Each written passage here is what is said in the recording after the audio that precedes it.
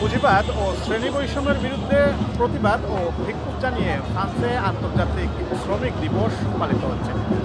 রাজধানী প্যারিসের বাইরে অন্যান্য বড় শহরগুলিতেও ট্রেড ইউনিয়নগুলি বড় জমায়েতের আয়োজন করেছে এই উপলক্ষে। সবচেয়ে বড় জমায়েতের আয়োজন করা হয়েছে রাজধানী প্যারিসে। যে কোনো ধরনের অপ্রীতিকর ঘটনা এড়াতে মোতায়েন করা হয়েছে বিপুল সংখ্যক আইন শৃঙ্খলা রক্ষাকারী বাহিনী। শ্রমিক সংগঠনগুলোর এই আয়োজনে অংশগ্রহণ করেছে বাংলাদেশি শ্রমিক সংগঠনগুলিও।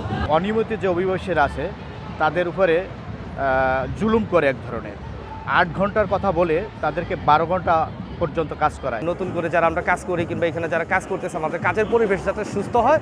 আমাদের যে দাবিগুলো সেই দাবিগুলো হচ্ছে এখানে স্বাস্থ্যসেবায় আমাদেরকে সুযোগ সুবিধা দেওয়া এবং কাজের মাধ্যমে এইখানে রেগুলেশন হওয়া মানে নিয়মিতকরণ।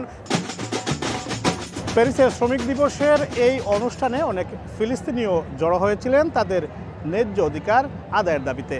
We're here for Gaza, we're here for Palestine, because it's a cause that our government takes a position against. প্যারিসের ঐতিহাসিক রিপাবলিক চত্বরে জড়ো হওয়া এই হাজার হাজার মানুষের দাবি কাজের পরিবেশ ভালো হওয়া সহ শ্রমিকদের যে ন্যায্য দাবি রয়েছে তা মেনে নেবে সংশ্লিষ্ট কর্তৃপক্ষ। প্যারিসের ঐতিহাসিক রিপাবলিক চত্বর থেকে মোহাম্মদ লুৎফুর রহমান বাবু, সময় সংবাদ।